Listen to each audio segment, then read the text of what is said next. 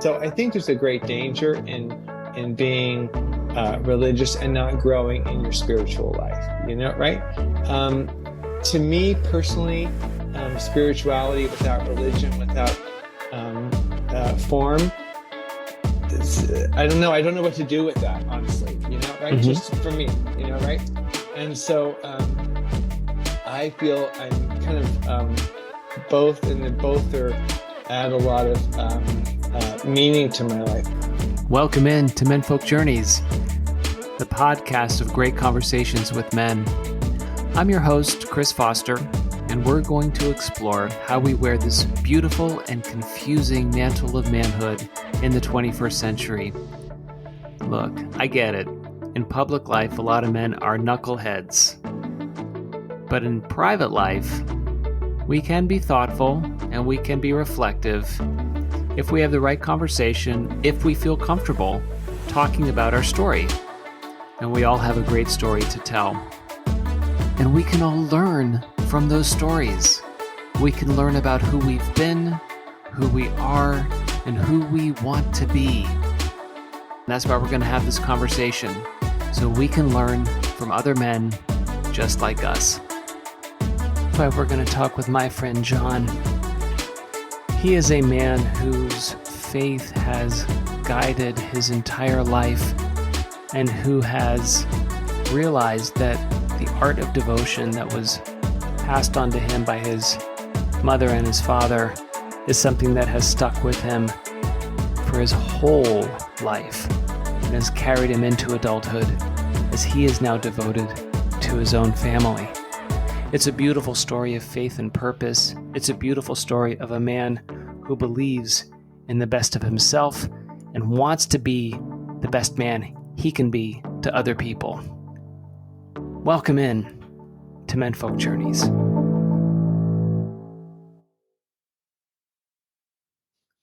All right, so John White, welcome in. Thank you, Chris. I'm excited to be here. So why don't you tell us a little bit about yourself? Well, John Paul White, born and raised in San Francisco. I was the youngest of 7 kids, youngest by a long shot. So my siblings range from 18 years older than me to my age. I'm 60 right now. I was educated in the Catholic schools in San Francisco, went to Gonzaga University, came back to the city, started my career in insurance and risk management. And now I'm in San Diego, 2 kids and my wife, and very blessed. Very blessed indeed. So I want to go back to that first part you had mentioned. You were the youngest of 7 children in San Francisco, kind of in that 60s, 70s range. So what immediately comes to mind is that song from the 1980s called Our House. Do you remember that song? Our House in the Middle of the Street. There's always something happening, right? There's always something happening, and it's usually quite loud, right? And so I think of that. That song has always been really interesting to me, really special to me, actually, because it does reflect our house. And Chris, after my parents had passed, and we were all the siblings in our dear house on Kirkham Street and Sunset Boulevard, went back into the house. And the house, I was shocked almost at how small the house seemed when I was young. And it is a very small house by our standards, right? It was 3 bedrooms, 1 bath, and there my parents raised 7 kids, and it was very interesting. So we were always at the park, that kind of stuff. But in the backdrop to it all, Chris, was was just the magical experience of growing up in San Francisco. Wow. So tell me about that, because I see then as this, you're the youngest of 7. Right. Your oldest sibling is almost 2 generations, almost could be a parent, right? In terms of the gap of years. Yes. And you're kind of in the midst of this, I guess what I would call, Johnny, a true sanctuary, in the city, right? Yeah. Your home to me felt like almost this fortress of love that your parents built for all of you to be in that house. And then you mentioned the magic of San Francisco. Talk about what it was like to kind of go from sanctuary in your home out into San Francisco in the 60s and 70s. Wow. Well, Chris, it's interesting because with my dad being a police officer, it was usually brought into the home, right? While my parents protected us, it was what was going on in the city was probably more visible in our house than a lot of children my age experience because of my dad's position. And he was a cop in the city. He was a captain by the time he retired. And, the city is the city of St. Francis, right? Mm-hmm. But it's profound. It was, it's always been the dichotomy of the good, the bad within the city. So that was brought into our house because my dad was involved with, the zebra killings, the Zodiac killings, the SLA, Jim Jones, the People's Temple. I mean, the assassination of Moscone and Milk. And it was all going on right at that time, right? And so it was very interesting, of course. And you talk about the generational gap with my brothers and sisters. So my oldest sister was born in 1946, and I was born in 1963. Wow. The generational gap is very distinct, Oh my gosh! Each one of my siblings, and each one of them really are such unique, special people. Previously we talked about dinner time at my parents' table. And it wasn't like everybody had their own opinion, but it wasn't like my parents were these the current sitcoms of the day where everybody's opinion is valid. You had to scream to make your opinion noticed, right? And so everybody certainly had their opinion. My dad dominated the conversation, and my mom was really the glue that kind of held it all together, right? And I believe that. Yeah, it was very interesting dynamic. My parents themselves were very special people with very unique stories themselves. So it's interesting. It's interesting, Chris, because being the youngest of 7 and that multi-generational type of sibling experience, I feel like I experienced that through my brothers and sisters. My interest in music is heavily influenced by them. Just the experience. And so that's what's a delight now that my parents are gone is we all knew mom and dad independently. We all had very distinct relationships with them. And so that's beautiful. Yeah. And so it is interesting sharing time with them to piece together the lives of mom and dad, right? I mean, they both, because you all see it differently. Oh, yes, for sure. Yeah. Yeah. It's interesting, John. I want to pause on that idea because if you all had independent relationships, and that makes sense. Imagine you're 7 years old and your oldest sibling is 25. That's a complete, and it's a completely different life being born in the 40s versus being born in the 60s, right? The whole culture of the city is different. Post-war versus the beginning of kind of this liberal ascendancy within San Francisco and all of the mix that was going on. And if you and your siblings had independent relationships, when you get together now, can you put together kind of the whole picture of your parents? Because it's very rare that kids can do that for their parents. That is very insightful, Chris, because that's what we've been trying to do. And I think that's why we've been successful. I mean, there's been ins and outs of this, of all of our relationships, right? But it's, we do all gather in December of every year up in San Francisco at one of my dad's favorite restaurants, right? Right on the coast. It's probably not a trendy place, but it's a very special place to all of us. So we all gathered there right around the time of my parents' anniversary, which they were married in December. 17. My parents I'm the worst with dates. They always remind me about all the dates, all the important dates. So that's important. But, they were married at Old St. Mary's Cathedral right there in Chinatown in December 1945. So we all gather annually and we all get together. The one exception is, my sister, my oldest sister, who is a Carmelite Catholic nun.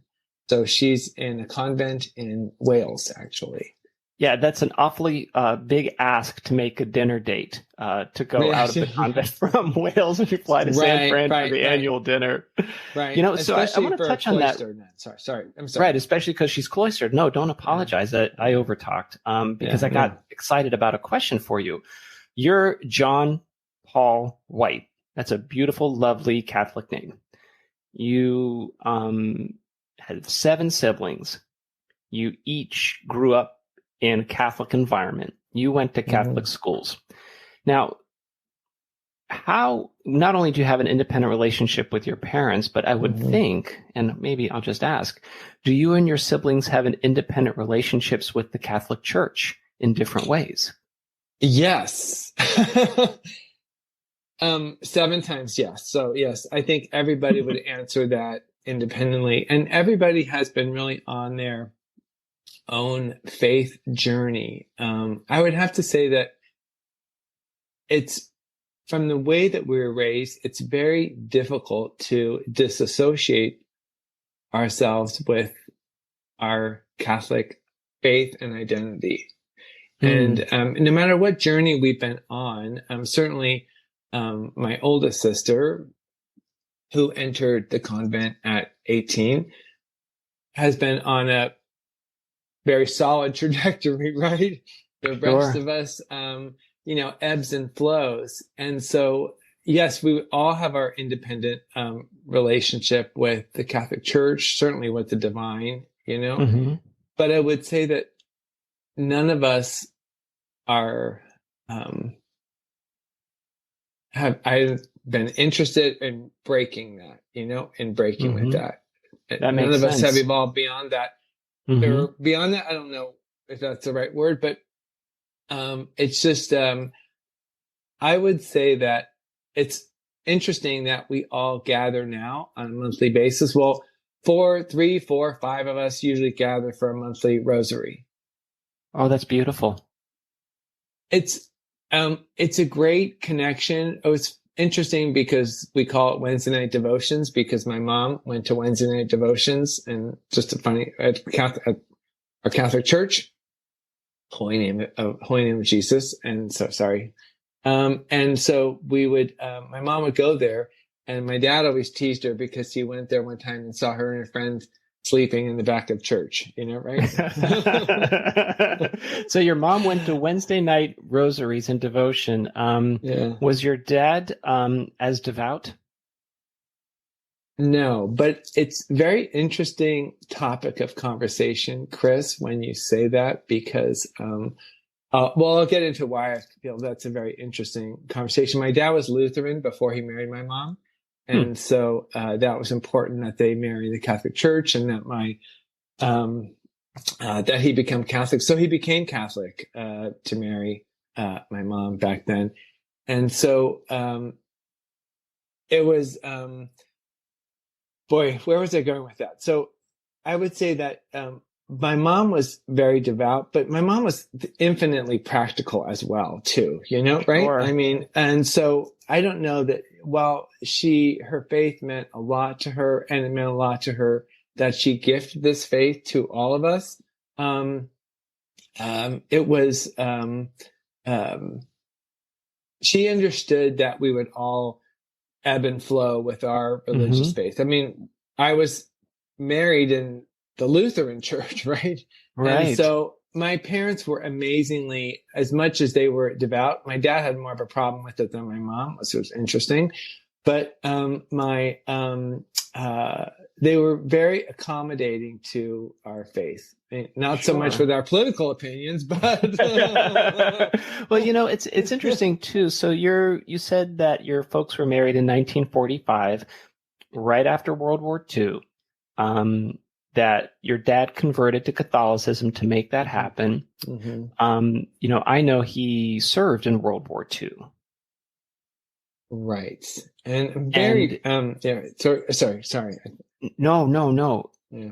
And I guess my question was, do you think that his idea of faith changed after serving in World War II? Yes. And my dad always said, there's no atheist in foxholes. Mm. Mm. Sorry, Chris. I'm just going to have to talk to you like that. It's beautiful.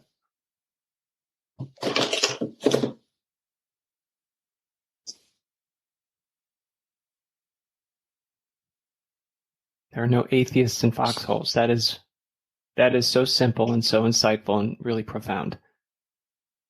So I hope to get this out. So my dad, I always think of my dad as he had his faults for sure, and he definitely, there were times where he drank too much and, exhausted my mom's patience for sure, right? Who was amazingly patient with him. But I always feel like, he was an amazingly, as strong as he was with his opinions, he was an amazingly forgiving man. So, I always think much will be forgiven of him. So, and I think we all kind of realize that. So my dad's military service is very, very impressive, very proud of him for that. He served in, he enlisted in, he had a very rough childhood in San Francisco. He's a single mom. And so he was raised without much. They lived in apartments and all over downtown. And he experienced a depression. It was very rough on him, right? And he would not talk about it. He would always talk about his sort of own magical experience growing up in San Francisco. But he, my mom would tell us, he would go to the library and read until he wasn't hungry anymore. So, wow. That's one of those. He enlisted. Oh, sorry. Yeah, go ahead. No, it was one of those men who seemed to embody what they call the greatest generation. Right. Yeah. And they both were. So he enlisted before the war, and his division was sent off to fight in North Africa, and that was his theater. And he was severely injured in when they got, after they did the fighting in Sicily, then he went into Italy, and that's where he was pretty badly injured and sent back. And so he had 2 Purple Hearts, and just very proud of him. But then he was sent back, and just on a whim, he went to the Avalon Ballroom, and sometime in early 1945, before the war ended, and that's where he met my mom, who had enrolled in the Coast Guard. So she was serving in the Coast Guard. She was from Chicago and north of Chicago. She was always quick to say that. And so, but she was from there, and she had during the war, her service took her to New York, Florida, and then finally out to San Francisco, and that's where they met. And he was, his face was covered in shrapnel, I guess, and his arm was sort of just beginning to heal. And so that's where they met. And my dad knew that night that's who he was going to marry. That's beautiful. It's so wonderful to think of that. And a lot of people have different ideas about how those things work in the universe, right? Is it the hand of God? Is it random chance? Is it fate? But there's something, I don't know, almost preordained about that meeting between those two people, where you have, a citizen soldier who grew up like many people in the Depression on the edge of hunger, coming back from a horrific experience which tests your faith and tests everything about who you are, meeting this practical, service-oriented woman in the Avalon Ballroom of San Francisco in 1945, and out of that having a robust family. I think that clearly you think about your parents often. When you were growing up, did you see them as this like model of who you wanted to be and how maybe your life wanted to unfold? Chris, that's a really interesting point, because it was evolutionary, right? And so I would say that as we grew to know them as adults, because my mom died at 88, and my mom died at my mom died at 88. My dad was 93 when he passed. So we all got to know them as adults as well. And so I think that we really began to really appreciate them and their own unique stories in adulthood, right? I mean, growing up, there was lots of stuff. I mean, right. I mean, we were all really interested in ourselves, right? As kids, of course, because you're growing up, you're trying to figure yourself out. Yeah. And our own experiences and stuff. So, I think that we were truly blessed to have them as adults so that we can really get to know them much better. Yeah, that's the thing, because you have an independent relationship with them as a child, and then you have an independent relationship with them as an adult.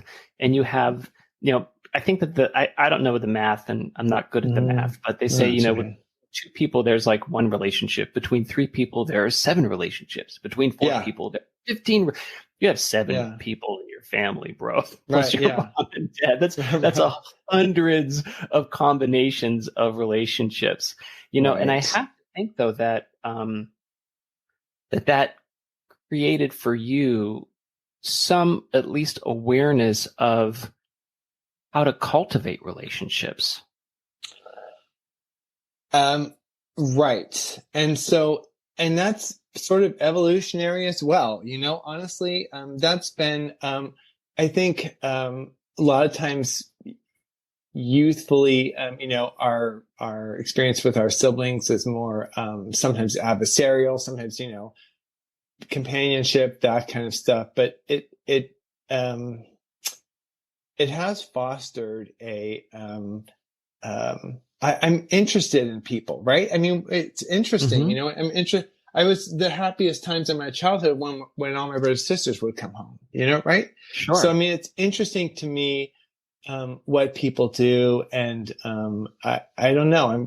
We're blessed to have a whole group of friends, ourselves that bring a lot of, color to our lives, right? So, certainly my brothers and sisters were like that. And I've learned a lot of, just personal interactions from how important they each are to me, and the value of even different people with whom we have very different opinions from. That's right. Right? Are still hugely important to me. I mean, you and I look at certain aspects of the world very differently, but your friendship is hugely important to me, right? Sure. And I think that that's one of the things that I think generally now we are struggling with in culture, where you can have relationships with people who think differently. I believe that if you open yourself to other people's perspectives, it makes you more tolerant, and it makes you care more about the general well-being of the community. It's interesting when you talk about the heavy influence of your folks in your life. There's this, I don't know, an anchoring that I get from you, that they brought the whole perspective of your life where, I mean, look, we all know, life can be like a storm. There can be. If you look out in the world, if you watch too much TV news, it looks like the whole world's in a storm. But you need those anchors at home to kind of ground you, to realize that, there could be storms out there, but, you can actually move through your life and not be buffeted by all those winds and waves. And now that they've passed, Johnny, I asked, do you still speak to them? Do you talk to them? No, I don't. I mean, they're buried out at Point Loma. So I'll often go to, out there to connect with them. I can't say I don't do it as often as probably I should, but I will go out there. And I don't really feel like they're there. I feel like I want to go there to honor them. And because the cemetery out there is stunningly beautiful, right? Mm-hmm. But I don't really talk to them. I don't know. I think as part of my faith journey, I don't really feel like I gather strength from knowing them, but I don't really speak to them. And my prayer life is really, my communication with the divine. And I really don't, I don't speak to them. I offer prayers of gratitude for them, but I don't really speak to them. Well, offering a prayer of gratitude, I think, is a beautiful gesture. And I want to dig into your faith journey a little bit more. Great. We'll be right back.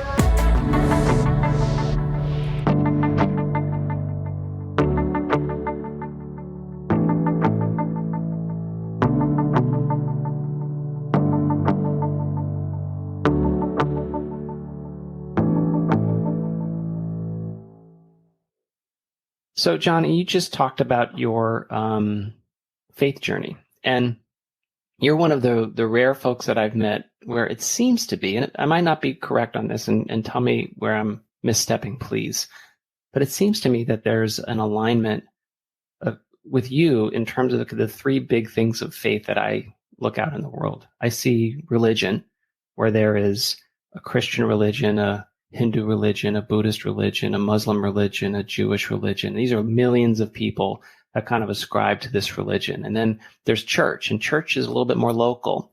So there's the East Liberty Lutheran Church, which is a local church, which is different than maybe a Lutheran church here in San Diego, or Ascension Parish, an Ascension Catholic Church is different than Stella Maris Catholic Church, which is out in La Jolla. And that's kind of more local. Instead of millions of people, you might have dozens or hundreds of people in that church, or thousands of people in that church community. And then there's faith, right? Which I believe is very personal. It's very individual. So you've got religion and church and faith, and kind of getting smaller down to the you. You're one of the people that I've met where it's seemingly aligned of religion, church, and faith in terms of your journey and what you're seeking out. Is that true, or am I misreading it? It's true, Chris, but I've arrived at this place over a long journey, and throughout my life.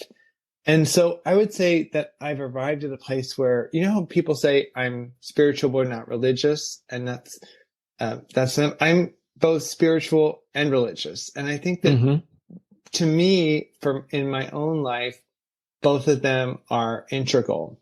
And I'll just kind of what I've been thinking about a lot lately is, I think it's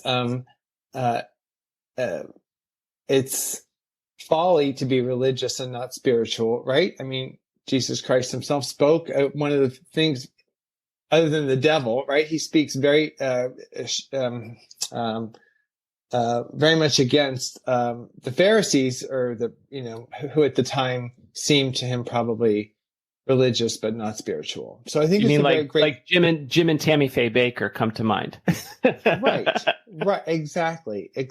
So I think there's a great danger in being religious and not growing in your spiritual life.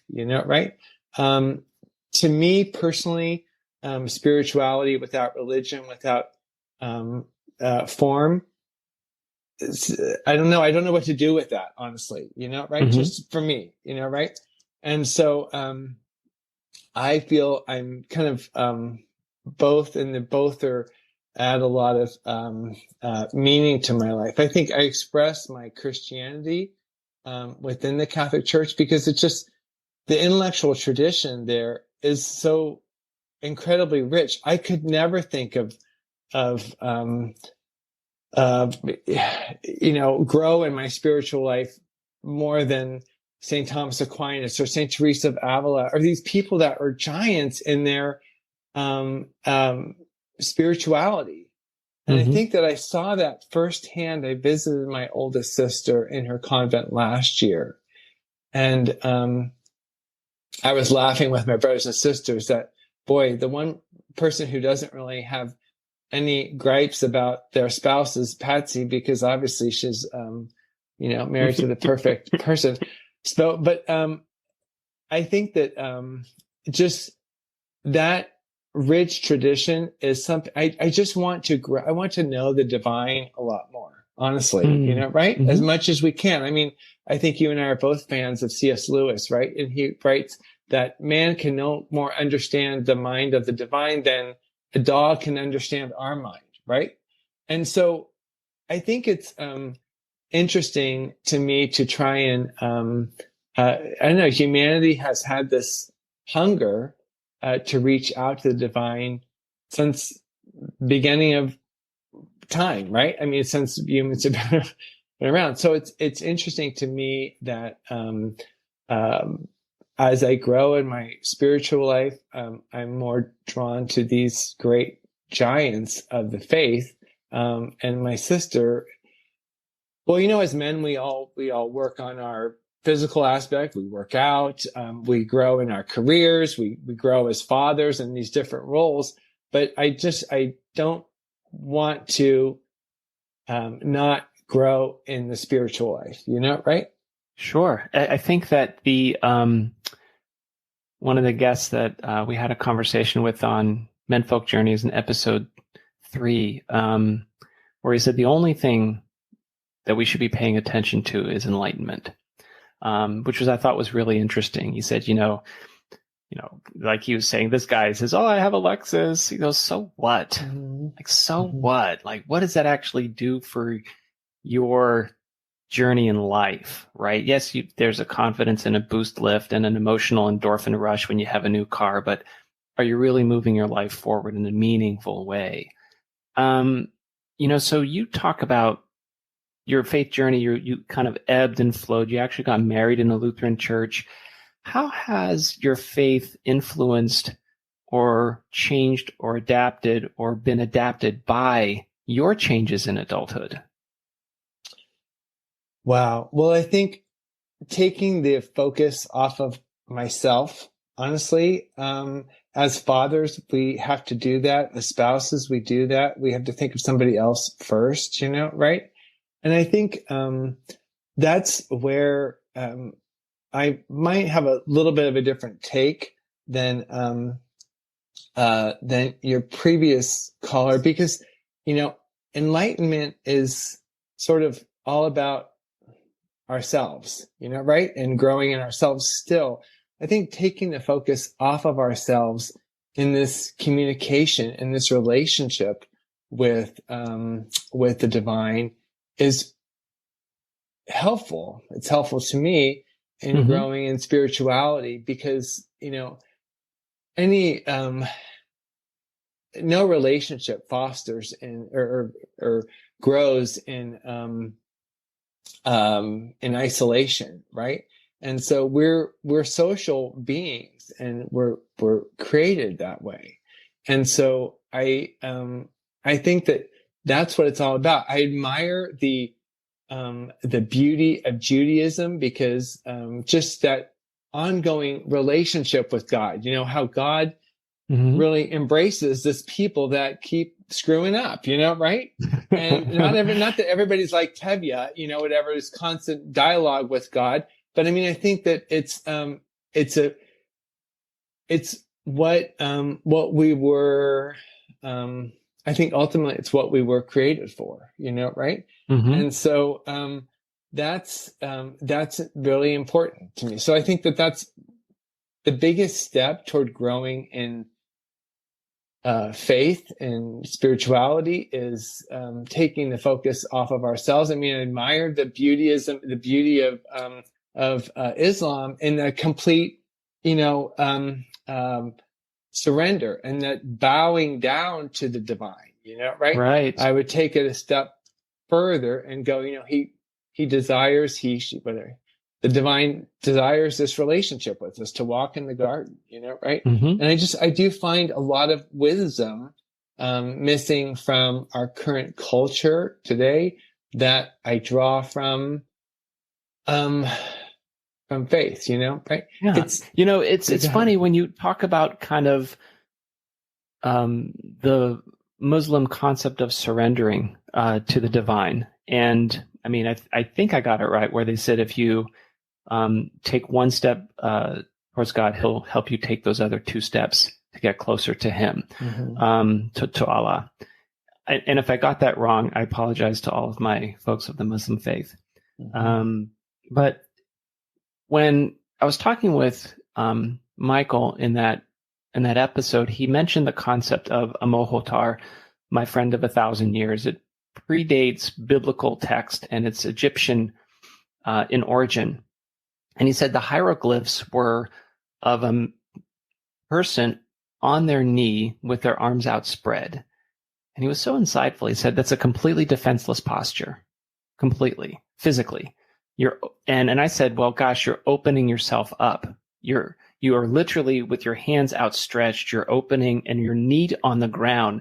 You are supplicating. You are surrendering and opening yourself.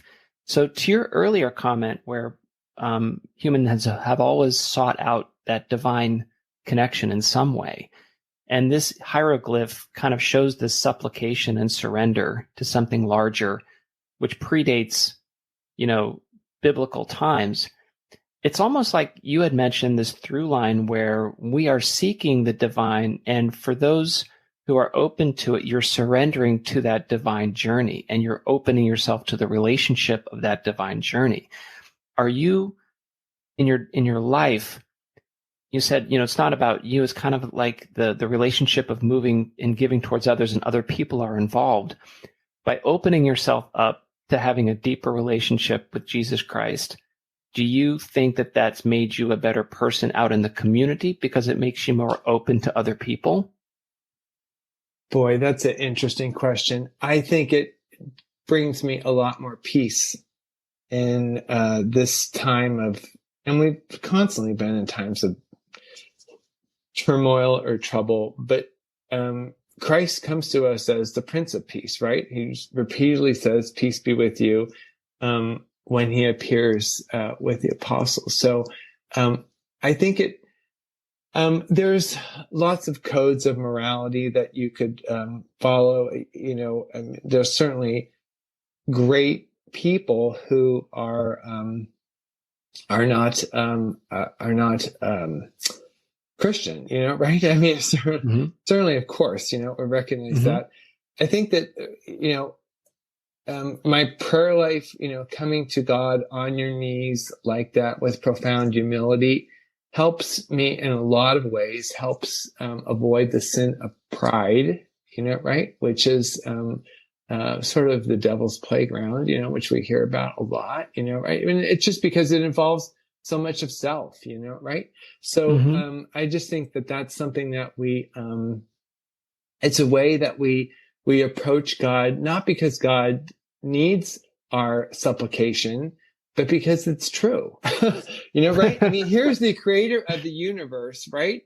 But he has profound value to each of us, right? I mean, to me, it's impossible for me to drive into Yosemite Valley and not just see the majesty of God, right? I mean, it's to feel the presence of God. It's an interesting thing. Yeah.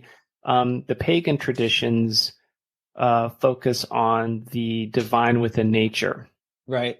And you by seeing that all around, and we know people who take great, they would even call it spiritual joy from nature and feeling the presence, whatever that is. And I think that in today's distracted and media barraged world in which we live, finding these little anchors or milestones to remind you and to ground you for faith, I think is important. And if I can ask, I see even on the wall in your room, John, I think I see a crucifix. Oh, there. Yeah. Oh, yeah. It's my parents. Yeah. But to me, I think that that's just another visual reminder to you of your faith. It reminds you, it checks you, it grounds you.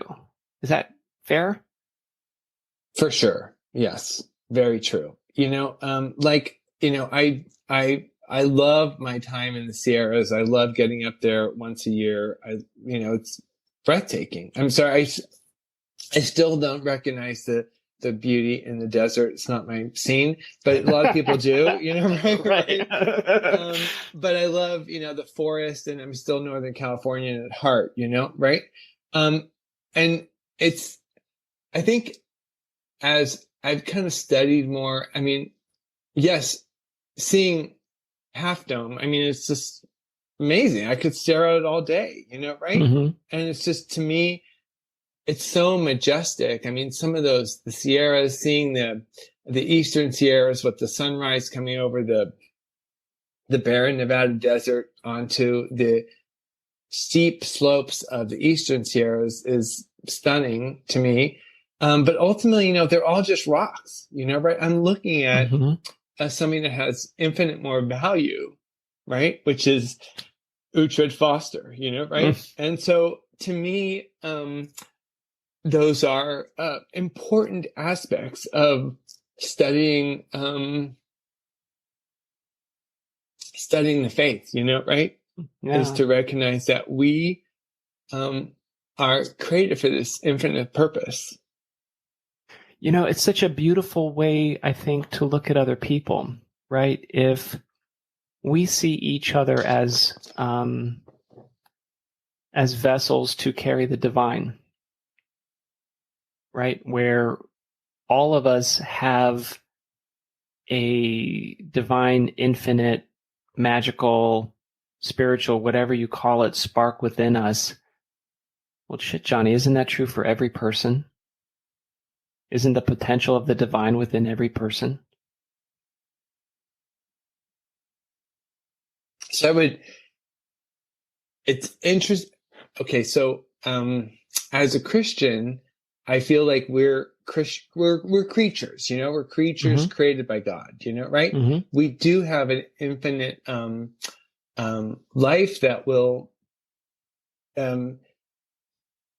succeed our physical aspect here on this earth, right? And so, so I do believe that. I thought where you were going with it was that as a Christian, you believe that there's this mortal physical life, and then there's something beyond.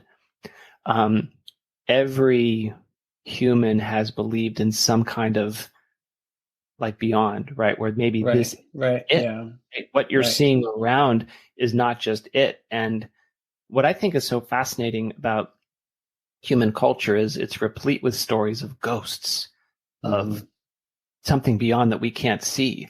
And these are stories where clearly folks in China or Japan talking about the hungry ghosts couldn't have talked with the people in the forests of Bavaria 2,000 years ago. They couldn't have talked to each other, but they have these similar themes, right? These similar stories and these similar beliefs. And so I think what I love about, one of the things I love about you, Johnny, is that you have taken your faith journey and wrapped it into the whole of your life, right? I do think it's interesting that you chose as a profession to go into insurance, which is at its core about protecting and defending.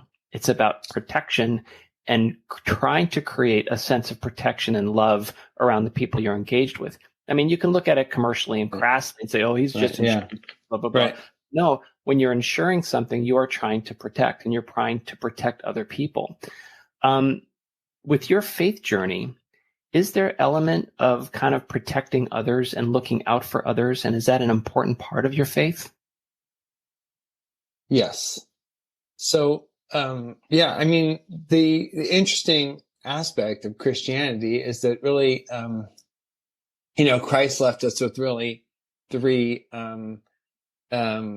three principles, love God with all your heart and mind, love love others as you love yourself. Right. So I consider it as three because we also have to have an aspect of self-love, right.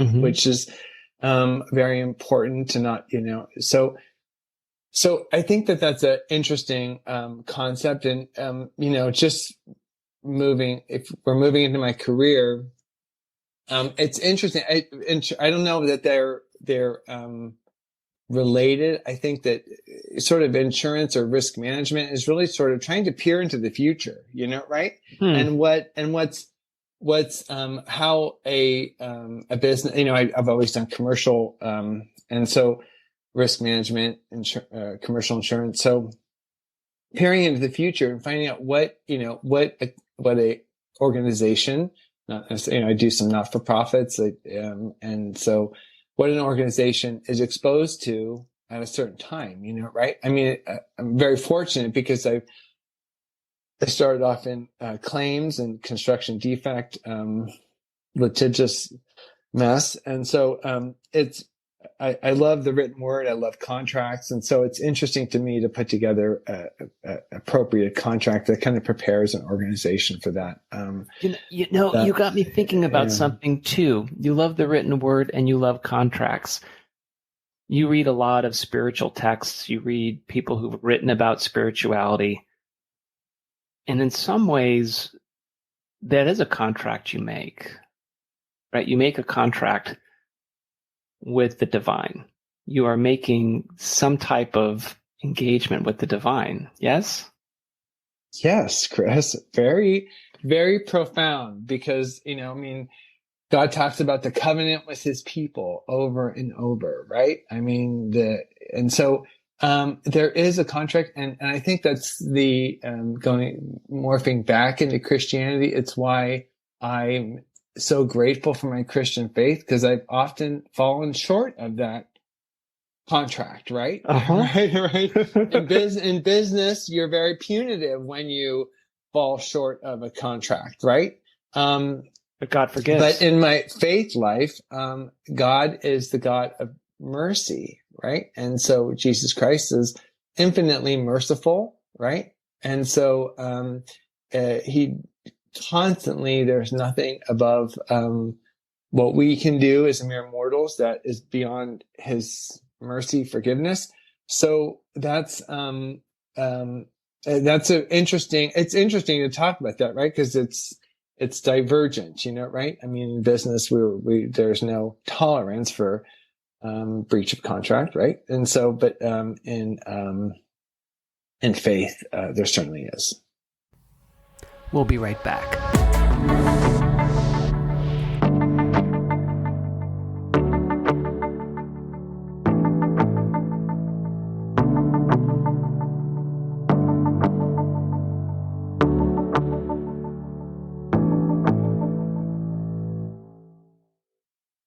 So, John, I think that we all fall short of our faith journey, and the contract, allows for that forgiveness.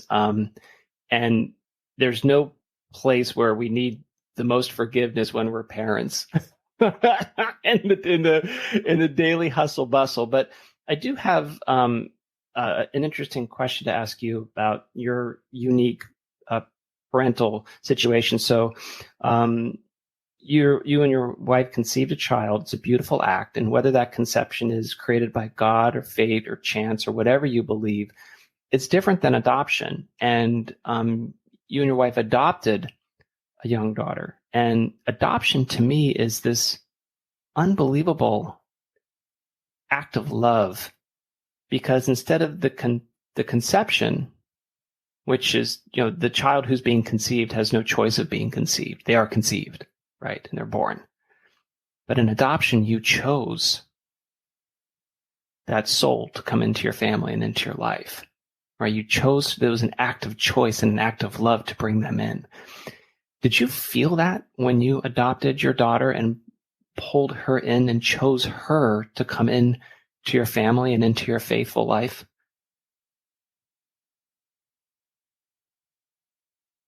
Hold up. You're muted again.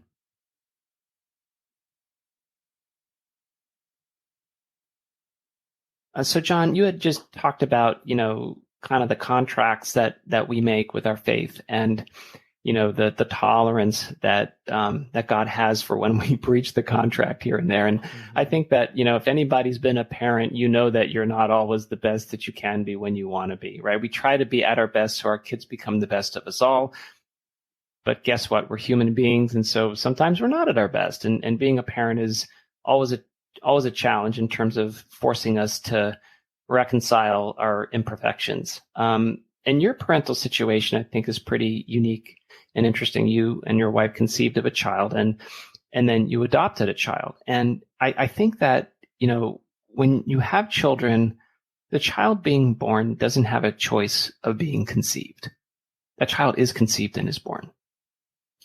But an adoption is a beautiful moment of love and choice, where you chose to bring this person into your family and into your faith and into the whole world that you're bringing, and irrevocably changing that person's life forever. That person will never be the other person that they would have been if they weren't adopted. Did you feel that when you adopted your daughter? Did you feel that sense of love and choice, and that was just different than having and conceiving of a child? No, I didn't feel that. And I don't know if it's unique nature of men, Chris. I mean, it's just like, okay, we're more, I guess maybe I'm just not as self-reflective of a person in general, but I didn't really feel that. I was more engaged with the mission. Okay, we have this new child now. I've got to start planning for 401k stuff. I've got to start doing this and that kind of stuff. I mean, I don't know that I really and I could use more time to contemplate it, sort of. But okay, going back to what you said, first of all, you are 100% right that it's not, you think that you get better at being a parent, and it's just a different stage and you make different mistakes, right? we get the second chance to make the same mistake twice. Right. And so, I don't, and so like I was on the phone with my son yesterday and I miss him like crazy. And I was like, well, are you doing this? Are you doing that? Right. And I kind of was more of like, he's halfway around the world right now. And I kind of could use more time to just appreciate him and let him know how much I miss him and love him. Right. And so, I'm still making mistakes as his father, right. But as far as, adopting my daughter, I don't really, identify them, that differently. They're both, something I was about to say something I'm responsible for, right. Which sounds terrible. Which is not at all. I love them both individually, and I appreciate and value my time with them. And you love them wholly. Yeah, Absolutely. You love them wholly. Absolutely. And I think that when you said something to be responsible for, I'm not going to chide you for that, because there is yes, of course, they're people, but something to be responsible for actually is this abstract concept of fatherhood. You are responsible for your fatherhood. You are. There's no one else who's responsible for you as fatherhood as an abstract idea to your kids. I do think it's interesting. You have a son and a daughter. Your son, looks at you as father and wonders how he grows up as a man looking at you. Your daughter looks at you as a father, wondering who she might want to be with, or what manhood looks like to her as someone, as a potential spouse or a partner. Do you think that they read that differently? Have you talked to them about those ideas? I'm talking more to my son about that. He's 19 now.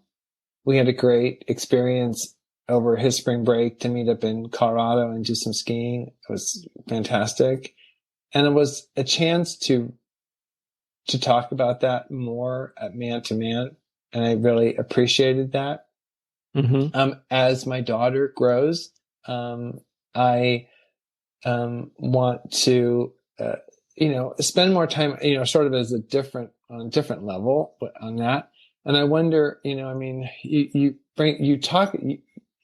say that, and there's so much truth in that. And I don't want to define my role solely with regard to the whole responsible behavior, but I want to have my son grow to be a responsible young man who can handle the responsibility of a family. And I want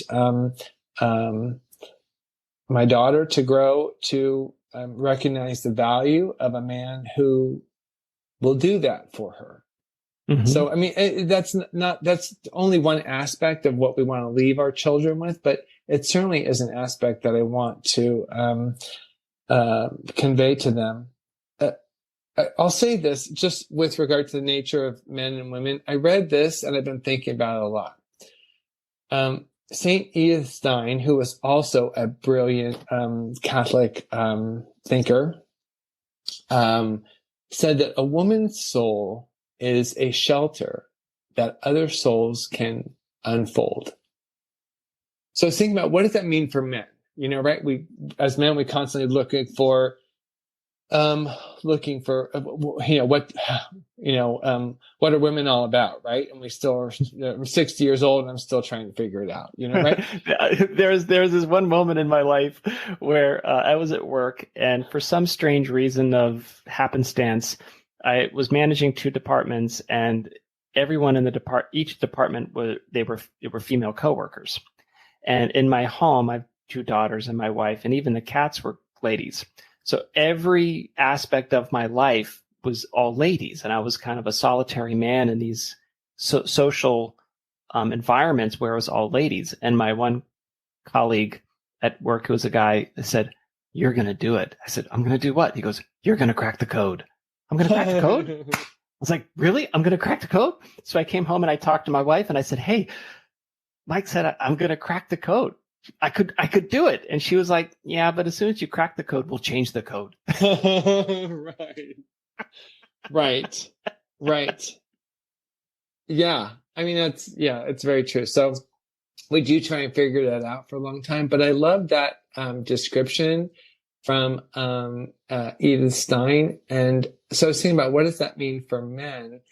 And, maybe at our core, maybe what we should be engaged with is our role as men, sort of to provide for and to protect what women do, right? And in that respect, then we're both in a state of sort of mutual giving, which I really love. So she said, a woman's soul is a shelter for other souls to unfold. And if we're engaged in providing for and protecting that, then that's sort of a mutual, generous way to approach life.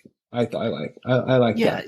It's interesting too. You talk about your mom and your dad. That was actually, it's almost seemingly what their relationship was like. Your mom created a sheltering soul in the house. Yeah, maybe that's why. That's very interesting, Chris. I haven't really thought that far along the line, but I think that that's very true. I do think that my mom was a powerhouse of a person. I think that she was very devoted, and they were ultimately, for all of their huge differences, right, they were devoted to each other. So that's probably why I have why that appeals to me, right? And why I think about that is my parents' role with each other. And so I wasn't around for their more struggling years. My brothers and sisters have more insight into that. But I was fortunate to see them in their retirement years closely. My dad retired pretty early at 60 something, which was 60 years old, probably not even 60 yet. But they traveled a lot. They had a lot of fun. They were a lot more comfortable than they were certainly, when they were struggling to raise 7 kids and send us all to school and all that kind of stuff, right? So it's an interesting analogy. I think that I will look at, after you said that, I will think about how that reflects on them too. Right, because the art of devotion is, I believe, something that you have to practice.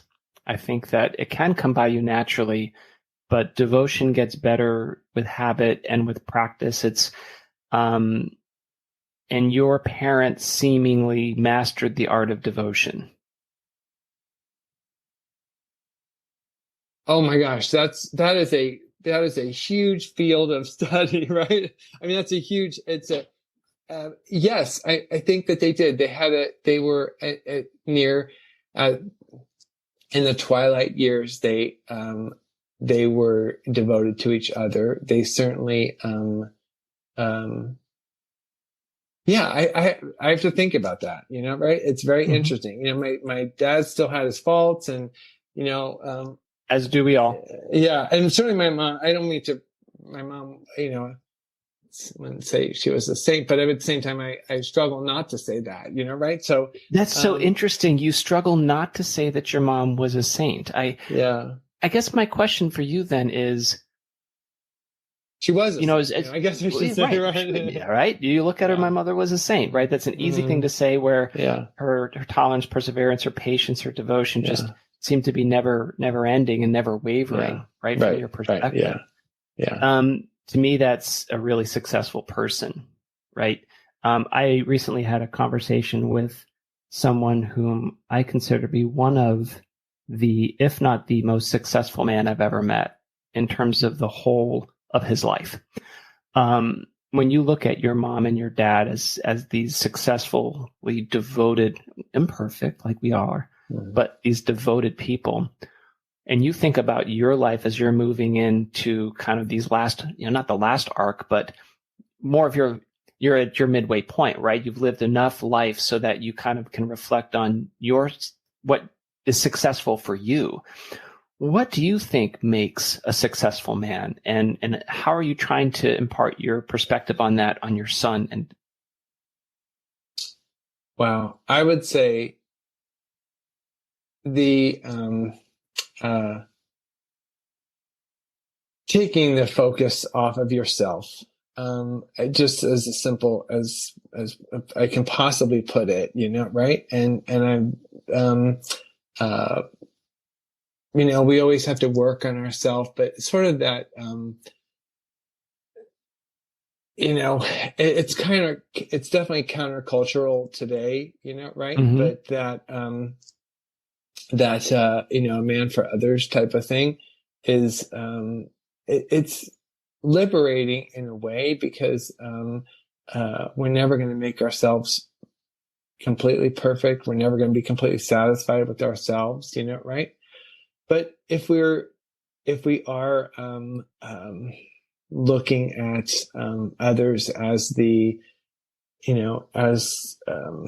this gift from God, right? If we're focused on that, I think that goes a long way in making a successful, happy individual.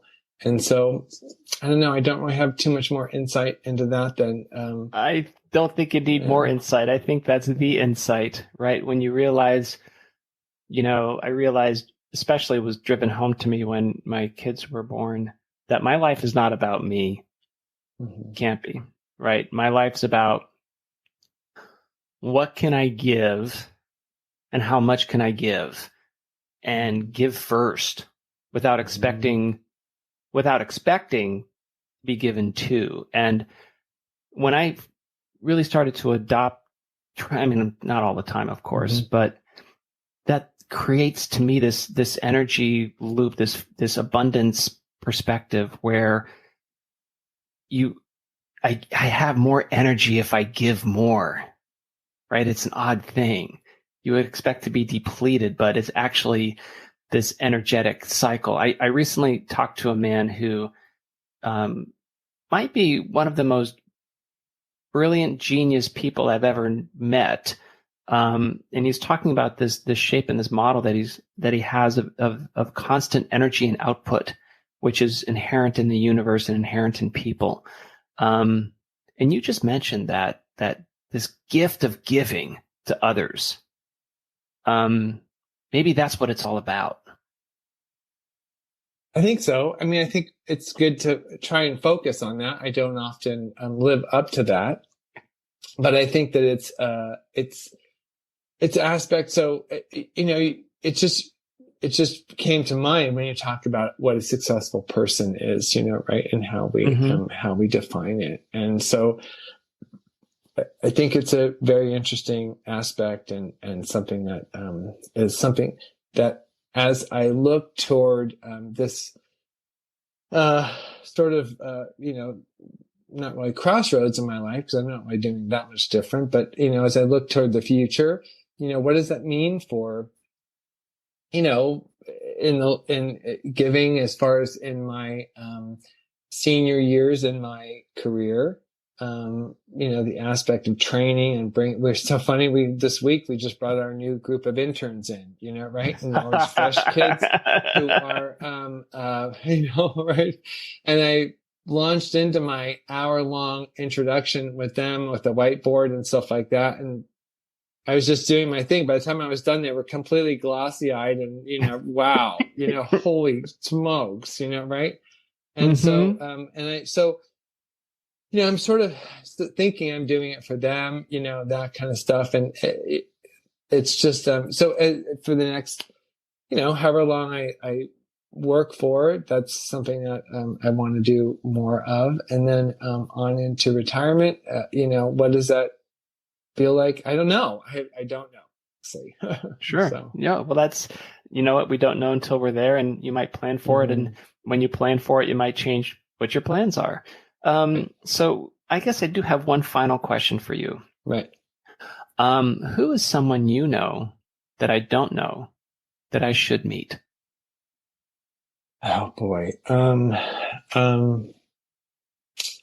Well, Chris, my oldest sister has such a completely different perspective on just about everything, right? She's a Carmelite. She's a cloistered nun. She's a brilliant woman to begin with. She's done a lot of stuff. She speaks 3, maybe 4 languages. Welsh is not weird.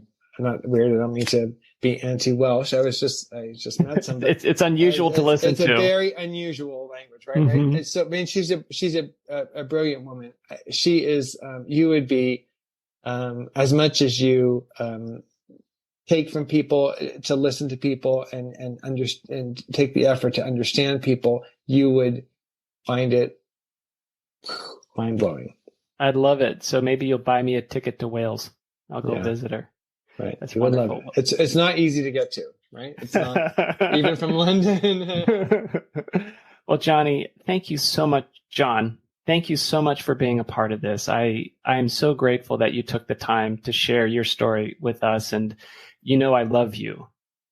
Love you too, Chris. And for those reasons, all those reasons we talked about before, your perspective, your artistry is something which I don't have an ounce of in my DNA, but I think that you're an amazing artist, a good friend, and I'm very grateful for your perspective on everything.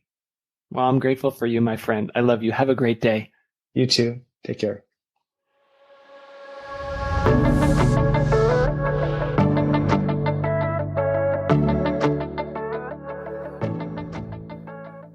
Wow.